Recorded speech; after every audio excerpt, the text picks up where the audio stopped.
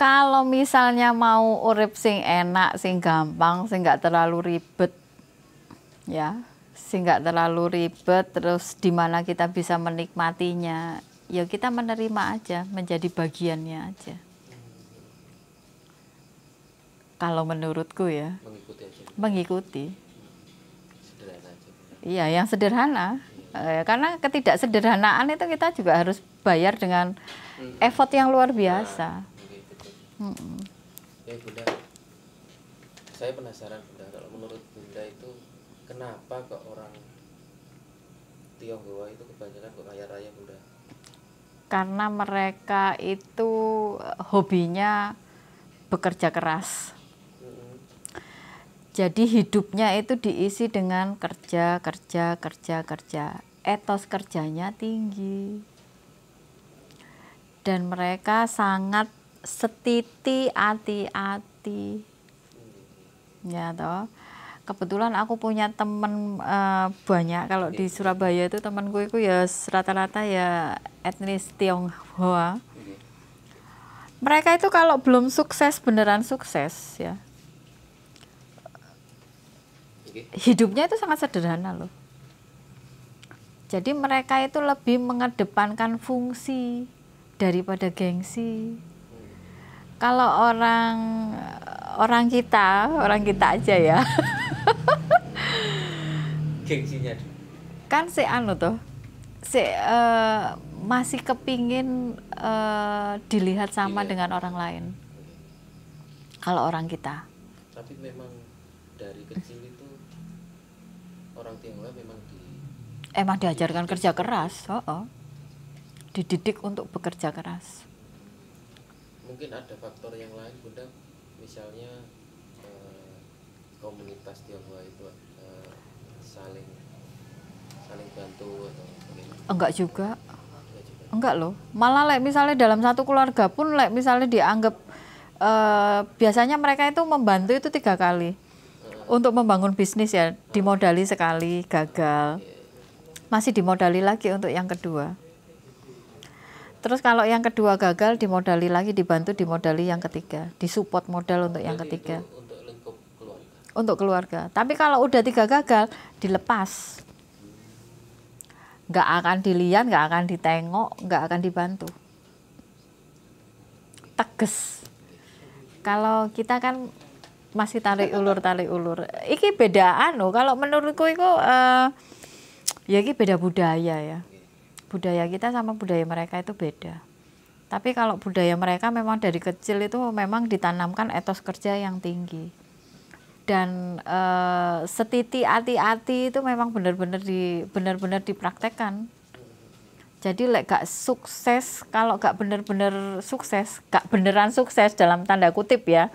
Kan ada yang kelihatan sukses, ada yang sukses beneran. Enggak, maksudnya sukses itu definisinya yang berkelimpahan. Iya, materi. Karena mereka ukurannya materi. Ukurannya materi. Jadi kalau memang mereka itu belum benar-benar merasa sukses, itu hidup mereka itu sederhana. Tirakat lah Bunda. Wani tirakat, kendel tirakat. Kalau orang kita kan enggak ya. Sebenarnya juga berani tirakat juga.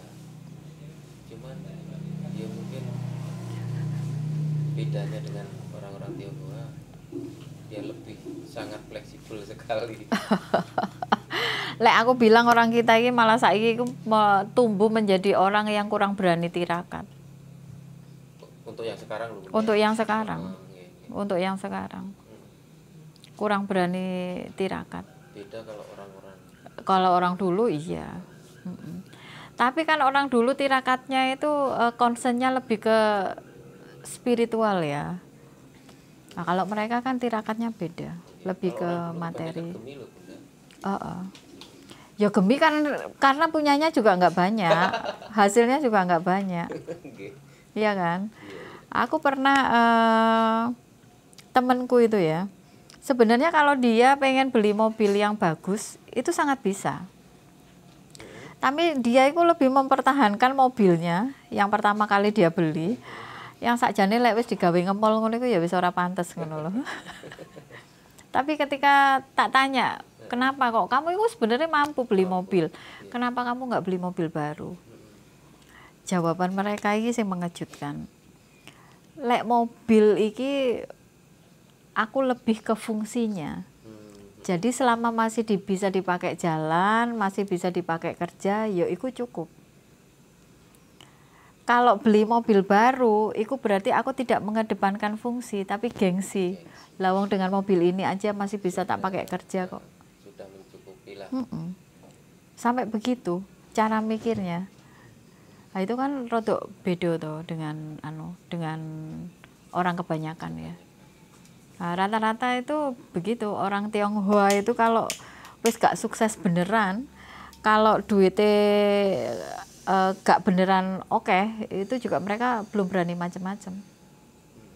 Mereka berani macam-macam kalau levelnya udah aman. Kebanyakan ya, tidak semua begitu, tapi kebanyakan itu dari kecil itu sudah ditanamkan nilai-nilai itu. Ya kebanyakan kalau teman-teman Tionghoa dulu, semua teman-teman bisa dibilang pelit semua udah. Ya iya, pelit itu biasanya kalau mereka belum beneran sukses. Tapi kalau udah beneran sukses ya nggak pelit.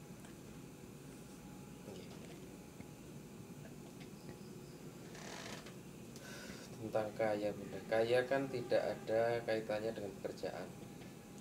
Lalu yang jadi masalah, bagaimana membuang mental miskin itu sendiri, Bunda? Membuang mental miskin. Membuang mental miskin itu harus dilatih ya. Itu butuh latihan. Kalau menurutku ya, mental miskin itu koyo apa toh? Ya mental ketika kita itu selalu merasa kurang, itu juga mental miskin. Selalu minta gratisan, itu juga mental miskin. Selalu nyari diskonan, itu juga mental miskin. Itu perlu dilatih. Jadi gini ya,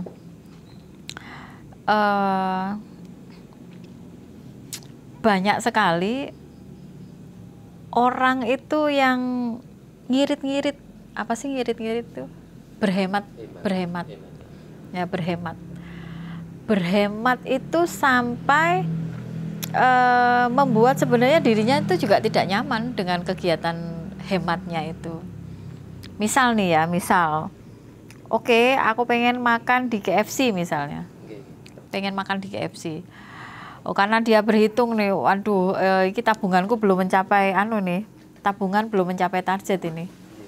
Duitku misalnya tak pakai untuk beli KFC habis nih. Berarti untuk beberapa hari ke depan aku kudu ngirit-ngirit lagi nih, kayak gitu-gitu. Itu mental miskin begitu tuh. Jadi kadang-kadang itu kita harus mengedepankan, oke, kita penuhi kebutuhan kita dulu.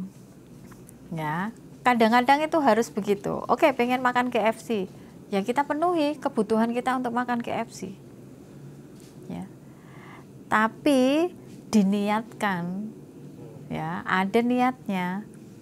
Oke, aku meniatkan diri untuk beli KFC nih ya. Untuk apa? Untuk membahagiakan diriku sendiri. Ya toh? Sesekali. Untuk memberikan reward kepada diriku sendiri. Bukan karena aku kepingin seperti yang lain, bukan seperti itu. Tapi aku ingin membahagiakan diriku sendiri, aku pengen memberikan reward kepada diriku sendiri. Ya dengan memenuhi keinginan untuk makan KFC. Bukan, oh aku nggak makan KFC nih. Tapi di sini kan jenenge orang kepengen itu kan udah kebawa rasa, kebawa pikiran, ya kan? Itu akan mengkerdilkan dirinya sendiri akhirnya. Aduh makan KFC ya gak iso. Yang timbul di sini apa?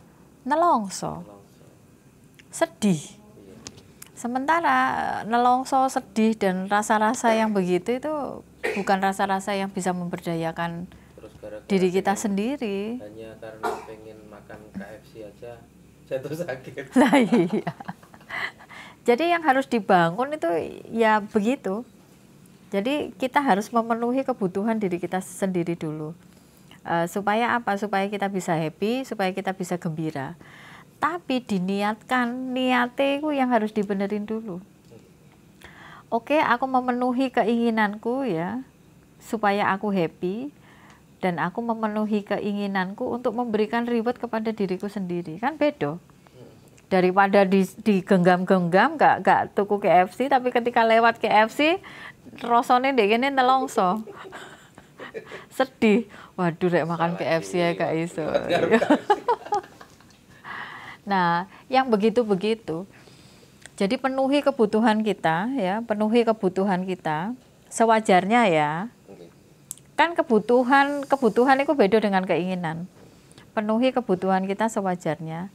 Bangun rasa bahagia, bangun rasa gembira, bangun rasa sukacita, dan bersyukur atas semua nikmat yang kita berikan. Nah, dan itu sendiri sebagai wujud rasa syukur ya Bunda. Oh, sebagai wujud rasa syukur. Kita itu jangan zolim kepada diri kita sendiri. Nah, biasanya orang-orang itu ya tanpa mereka sadari itu melakukan kezoliman kepada diri sendiri. Misal sebenarnya dia tanpa mendapatkan, misalnya di kampung nih ada bantuan sembako. Maaf ya teman. Iki contoh. Iya banyak. Tapi banyak. Tanpa dia mendapatkan bantuan, sebenarnya dia bisa beli sendiri. Tapi karena kesempatan dianggap sebagai, oh ini kesempatan karena ono bantuan sembako. Akhirnya dia ikut mengambil bantuan itu. Yang sebenarnya itu bukan hak dia. Masih ada orang yang lebih membutuhkan dari dia. Dan banyak juga ketika ada bantuan, yang berduit pun juga berbondong-bondong untuk datang supaya bisa dapat bantuan. Iku mental miskin. Sangat-sangat miskin. Iku mental miskin. Alhamdulillah aku enggak. Jadi segala bentuk, bukan karena aku kaya, bukan karena aku sok kaya ya. Segala bentuk bantuan, bahkan dari pemerintah, bantuan apapun itu, aku enggak ngambil. Nah, kayak gini kan pengusaha-pengusaha kecil kayak aku gini kan kemarin waktu pandemi itu dapat support dari pemerintah berapa? 1.200.000 atau apa gitu. Ya oleh aku pikir lumayan. Oh, wong dalam kondisi pandemi kan. Roda ekonomi juga nggak muter kan. Tapi tetap aku nggak ngambil. Nggak ngambil. Aku nggak pernah ngambil. Jadi apapun bentuk bantuannya, bahkan itu bantuan modal dan segala macam yang diberikan, aku nggak ngambil. Aku nggak mau ngambil memang. Karena di dunia ini nggak ada yang gratis. Iya, masih banyak yang membutuhkan, dan aku memahami di dunia ini semua nggak ada yang gratis. Ketika aku ngambil, seolah-olah itu gratis. Padahal enggak loh, suatu saat aku harus mengembalikan itu. Aku meyakini itu, di dunia itu enggak ada yang gratis. Pilihannya prabayar atau pasca bayar. Tapi kan kalau di masyarakat kita sebaliknya, ketika ada bantuan, ya semaksimal mungkin kalau bisa dapat ya dikejar supaya bisa dapat. Walaupun sebenarnya tanpa mendapat bantuan pun dia itu bisa melakukannya secara mandiri gitu. Tapi ya itu apa ya? Ya mungkin itu jadi bagian dari budaya kita ya udah ya. Bagi Bunda saya mau ngaji mumpung. Nah, kebanyakan orang itu terjebak di situ, mumpung. Kebanyakan masyarakat itu terjebak di kata itu.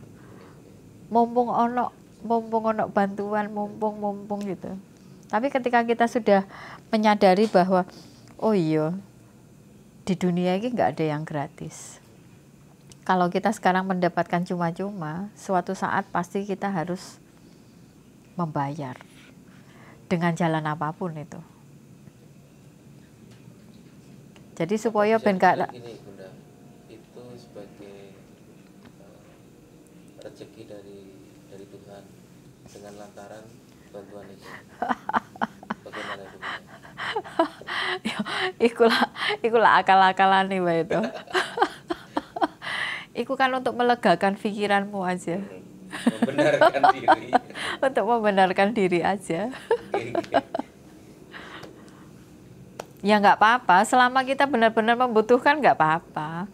Tapi selama kita masih bisa melakukannya sendiri, ya kenapa harus mengambil hak orang yang lebih membutuhkan gitu. Siap. Saya setuju Bunda. Walaupun saya juga begitu Bunda. Misalnya itu ya hak saya, tapi lebih baik cari sendiri. Bener sih. Itu untuk gawe ngergani awake dhewe. Untuk menghargai dirinya sendiri. Kalau aku lebih ke situ. Karena ketika menerima bantuan ya, apapun bantuannya, egoku itu tidak bisa menerima gitu.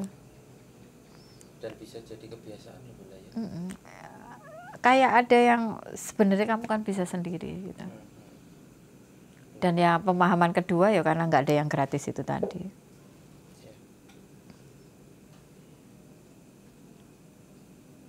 Lalu apa bahayanya mental gratisan menurut Bunda?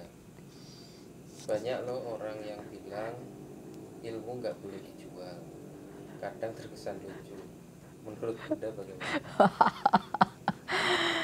Yo, mesake sakjane orang-orang yang seperti itu. Karena dengan memelihara mental seperti itu, ya tidak akan bisa membuat dirinya maju sebenarnya. Akan ada mental block. Ada yang akan memblocking pikirannya untuk bisa berlari lebih kencang gitu. Orang-orang seperti itu udah mindset kan. Udah mindset. Lah wong lek kepingin gratisan itu kan berarti ya pertama orang sing saenake dhewe, njaluk enake dhewe, njaluk menange dhewe. Dan mental-mental seperti itu, karakter-karakter seperti itu kan bukan karakter-karakter pemenang kan? Bukan karakter pemenang. Ya kita harus pahami lah, semua itu memang harus ada nilai tukarnya. Bukan untuk apa-apa, untuk menghargai dirimu sendiri. Untuk menghargai dirimu sendiri, terus untuk membangun karaktermu juga gitu. Karena hobine golek gratisan terus biasanya dibalik itu karakter yang terbangun atas orang itu ya wong sing njaluk saenake dhewe yang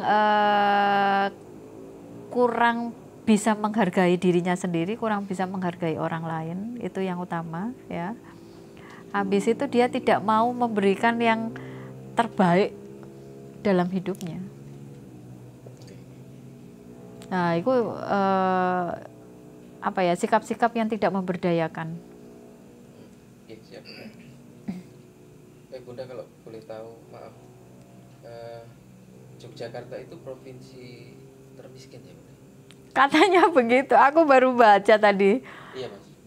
Baru baca tadi siang. Tapi kenapa warganya menjadi paling bahagia Bunda? Dari fenomena ini apa moral story yang bisa kita ambil? Kita kan nggak ngerti ya riset itu berdasarkan apa. Miskin itu jane apa toh? Ukurannya apa gitu. Mungkin itu karena riset yang dilakukan dari sisi perkembangan ekonomi, pendapatan daerah atau apalah. Tapi kalau kita lihat ya faktanya di kampung-kampung itu nggak ono sing miskin kok. Kayaknya juga bahagia. Bahagia aja, happy aja. Malah aku bilang wong Jogja ini kaya loh. Iya, berarti kesalahan riset ya Bu? Bukan kesalahan riset, ukurannya apa gitu. Ukurannya apa dulu? Sekarang contoh aja. Ya, orang-orang di sekitarku ini. tanahnya luas-luas, Mm-mm. ya kan? Pekarangannya itu masih lebar-lebar. Kalau di kota itu rumah kan sak kotak. Sementara mereka itu punya pekarangan yang luas, tanah lebar-lebar, masih punya sawah dan segala macam. Sementara di sini harga per meternya itu antara 4,5 sampai 5 juta per meter. Bayangin, kaya tuh mereka itu. Itu berbanding terbalik dengan kota Kediri, Bunda. Kota Kediri itu kota terkaya, tapi kenyataannya banyak yang kekurangan. Banyak Nah, yang itu mungkin kekurangan. ya perhitungan itu tadi, Bunda. Ya memang di kota Kediri kan ada perusahaan besar. Nah itu yang mungkin Iya, makanya risetnya itu mengangkat. berdasarkan apa gitu, tolak ukurnya apa. Tapi kalau aku melihat ya Jadi di global gitu. miskin itu ya, iya miskin itu ukurannya apa gitu. Wong toh nyatane juga bahkan yang menurut kita miskin pun itu mereka juga merasa cukup, ya kan? Iya, iya. Yang menurut kita miskin. Coba misalnya sempat itu jalan ke pasar Bringharjo. Oh, Pulau Kinten pasar kembang. Pasar Bringharjo. Bringharjo. Itu banyak simbah-simbah ya yang sepuh-sepuh jadi juru angkut, juru gendong. Orang-orang kan ngelihat mereka miskin karena tidurnya di emperan toko. Kalau malam gini jejer-jejer tidur di emperan toko. Orang lain melihat mereka miskin. Tapi ketika kita ngobrol dengan mereka, mereka itu sangat terpenuhi loh. Iya benar. Oh dari mimik wajahnya aja udah Iya. bahagia kok, Bunda. Lah rasa terpenuhi itu karena apa ya? Karena mereka merasa cukup dengan kehidupan yang mereka jalani. Mereka merasa cukup dengan hasil yang mereka dapatkan. Bahagia dulu baru kaya atau kaya dulu baru bahagia. Waduh, Lagi. iki wes ditakokke anu iki. Sudah. Iki sudah ditanyakan sama apa teman-teman itu, dan aku juga udah jawab itu di YouTube minggu yang kemarin. Lagi di Ngaji Rasul, Bunda. Masing-masing orang beda ya. Ada yang berpendapat bahagia dulu, atau ada yang berpendapat kaya dulu, gitu kan. Kalau aku ya, ini kan jawab versiku ya. Oke, oke. Kalau aku ya aku lebih milih bahagia toh. Nah, kaya gurung karuan ya. Kaya belum tentu bahagia. Kaya, untuk menjadi kaya kan belum tentu kita bisa, tataran kaya masing-masing orang kan beda. Beda. Untuk bisa kaya kan kita juga belum tentu bisa untuk menjadi ke arah sana. Ya. Ya yang paling mudah aja yang dilakukan. Ya yang paling mudah adalah membangun kebahagiaan toh. Ketika kita sudah bisa membangun kebahagiaan, otomatis semua rasa terpenuhi, ya. Jalan untuk menuju yang tadi dibilang kaya, ya kaya ukuran macam-macam ya. Terpenuhi aja lah, menuju fase di mana kita bisa memenuhi semua kebutuhan kita, yo akan jauh lebih mudah gitu. Sepakat, Bunda. Nah, daripada kita ngejar kaya dulu, kita mengabaikan kebahagiaan kita, kaya belum tentu, gak bahagia pula, double rugi dong. Ruginya 2 kali. Iya, iya, iya. Apa kebiasaan yang membuat hidup sengsara di sisa hidup Anda? Adakah cara menjadi orang berkelas tanpa pakai barang mewah? Udah, itu aja, Bunda. Yang menjadi sengsara, ya ketika kita tidak bisa menikmati hidup, ya pada saat itu kesengsaraan itu akan muncul. Nah, sengsara nggak sengsara ini kan ranahnya udah dirasa dan udah di mindset toh, udah di pikiran. Jadi ya tergantung masing-masing orang itu. Biasanya orang-orang yang sampai di hari tuanya itu tidak bisa bahagia, ya, karena dia tidak bisa menikmati hidupnya. Itu. Terus habis itu yang kedua apa tadi pertanyaannya? Adakah cara menjadi orang berkelas tanpa harus pakai barang mewah. Barang merah, barang mewah banyak sih ya. Orang berkelas itu kan tergantung dari cara berpikirnya.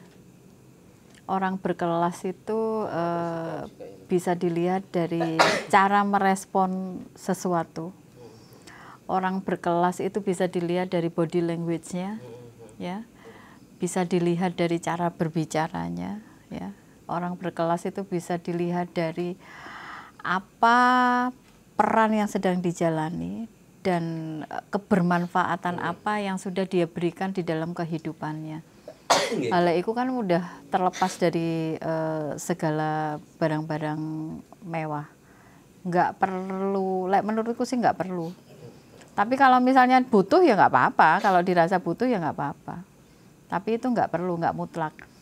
Yang benar-benar mewah ya, ketika hidup kita bermanfaat untuk orang lain, ketika hidup kita bermanfaat untuk lebih banyak orang, dan ketika hidup kita bermanfaat untuk lingkungan.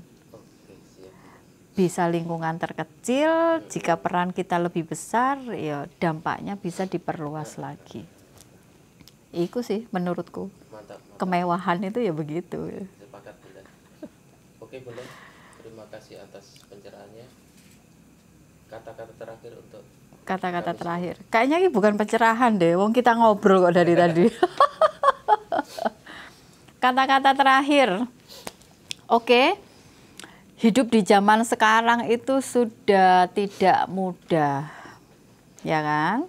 Semua orang punya tantangannya sendiri-sendiri. Nikmati saja ya. Bangun rasa gembira, bangun rasa sukacita.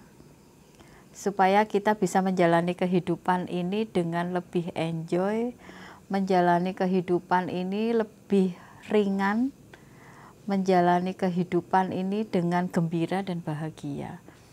Jika dianggap hidup ini adalah penderitaan, satu-satunya yang harus kita lakukan adalah menjalani semua penderitaan ini dengan bahagia.